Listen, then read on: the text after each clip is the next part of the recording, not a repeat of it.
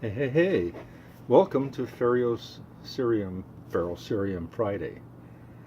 And this is a late installment of Staying Alive at 6:45. Since I'm off grid, I'm also off script.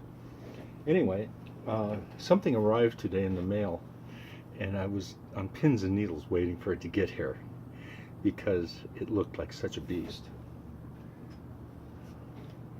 This. The Sheffield Sparrow, made in China.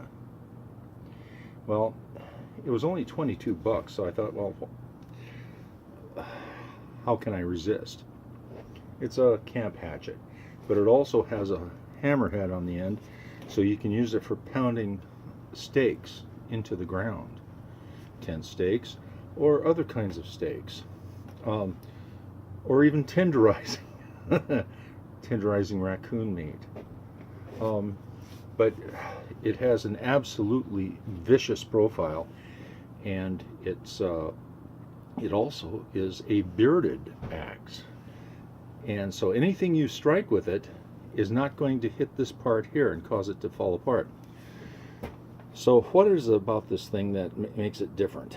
Well, it has a plastic handle, and it actually sounds pretty skookum. It could be fiberglass. I don't know. Nothing said. Nothing in the listing said anything about it. 22 bucks. What am I supposed to do? Resist?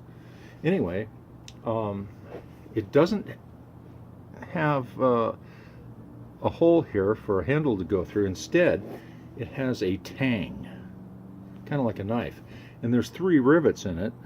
So that tells me that the tang probably comes down here, possibly even farther. Who knows? But it was such a vicious looking thing, and I just had to have it. It has everything you would need in a camp axe, including a little hole right here for a lanyard. That's a piece of string you use for putting it on your belt or fastening to your wrist. The thing is viciously sharp, and it's only by an act of God that I haven't cut myself yet in the handling of it. It comes with this, a kind of a sheath where you run it in there and you ram it down to protect yourself from being eviscerated while you're... Okay, I'm going to let you get the idea. It has to fit around the square part. It can be done, but it's a little bit of work. Some people who have bought this axe or hatchet, if that's what you want to call it, have actually cut this part off and put it in a strap so it covers the blade but leaves the hammer exposed so you can use it for a hammer. Now, that's how wide the hammerhead is. Now, if you're using that for pounding steaks, that's cool. This part would be absolutely gruesome for cutting points in steaks, so you can harden them in the fire and then pound them into the ground. Very nice looking, beastly looking thing. Absolutely vicious. Looks more like a tomahawk than it does like an axe. Anyway, so what do I have to compare it with? Well, I had something laying around the house that's been here for years, and you can still buy it on Amazon. I'm filming, so be careful. Okay, and it happens to be a Coleman Hatchet. Now, the Coleman Hatchet's maybe a foot long, and it weighs about 2/10 of a pound more than the Sparrow. The Sparrow has a longer handle. The total length is maybe 15 inches on the Sparrow. The Coleman is about a foot. You know, anybody who likes bagpipe music will love the sound of a dryer in the morning. It plays the same note. So there we are. So anyway, I had nothing to compare it to, except by price and a few other things. So what is the Coleman Hatchet good for? Well, number one, it has an edge for splitting wood, just like the Sparrow. It has a head for pounding steaks, just like the Sparrow. But it has something the Sparrow doesn't have. See this thing here, this notch? Here's a better view, maybe. All right. This can be used for extracting nails.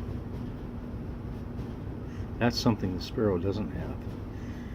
And also, the broadness of this might make a better hammer. And here's another thing. When you're pounding steaks into the dirt, into the filth, and into the tilth, if this is too narrow for the job you want to do, you can turn it sideways and hit it with a flat and smack it down. You're not going to hit anything with the flat of this. So, if carpentry is your object, the choice is obvious. But there are other issues. The Coleman hatchet has a metal thing, a shaft of metal, and in cold weather, the careless feel of a bit of steel would burn like a red hot spit. But lo and behold, they put a rubber grip on it that cannot be moved. Okay, so if you handle it by the grip, you're good. They're almost the same weight, but this one feels heavier. I don't know why. There's no explanation for it. Another thing about this is, what's the other use? Okay, so this can be used for carpentry, this cannot. Between the two of them though, which would be the better weapon? Well, I'm not going to give a demonstration of tomahawk throwing, but I think the Sparrow would be the better weapon. It is utterly vicious. The sharpness on both points add to the devastating possibilities. Now, what would go wrong with the handle? Nothing can go wrong with this one. It's there for life. It'll be here 1,000 years from now when they dig it up, when archaeologists dig it up from the earth and try to figure out what we were thinking. This one, I suppose it could break, but if it did, all you have to do is cut the end off, toss it into the fire, and let the fire burn it all out. I'm doing this outdoors, of course. You don't want to breathe plastic fumes while you're doing this. But whatever way you needed to, get this part off right here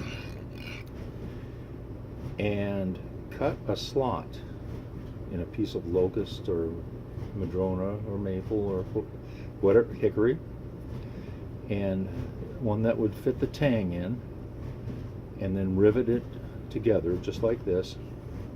So this is replaceable. You just got to have a little ingenuity. Now, what kind of iron or metal are these things made out of? How can we test it? There is one more aspect of usefulness of any iron tool that you have in a SHTF situation, or you have to make your own fire. This is why I'm calling it Ferrocerium Friday.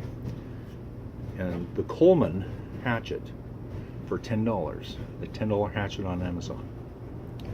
Will it create sparks that you can use to light a fire with? Let's find out.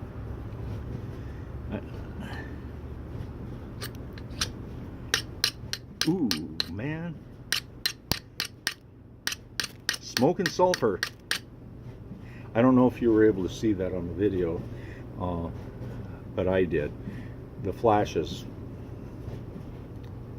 This works. You can use this to create sparks. So it's the kind of steel that is useful for that. But now the question is, will the Sparrow rise to the occasion?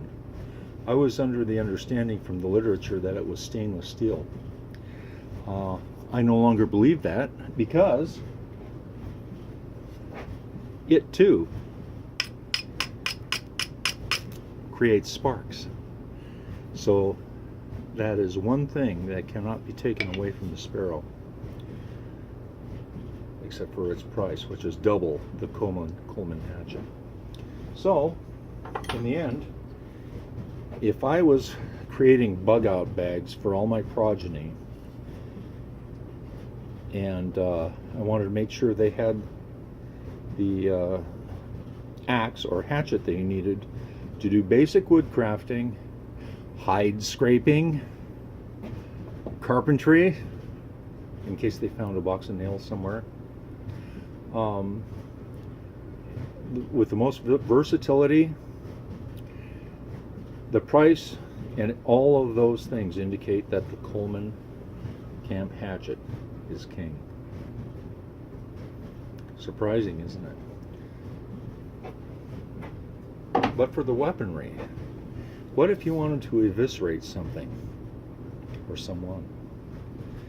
What if you had to lash out and hook something and slash and sever?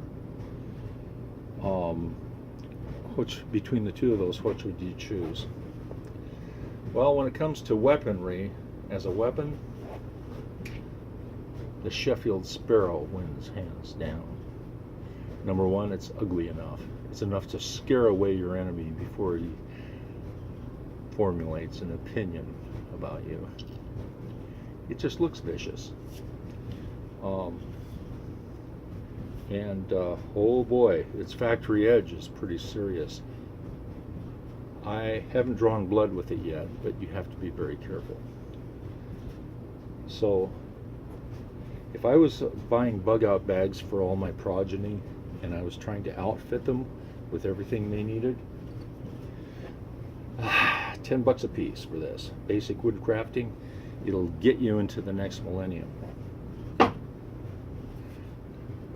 But for the artistic soul, the poetic soul, the soul with places to go, and for twice the price, this ain't bad. It's up to you.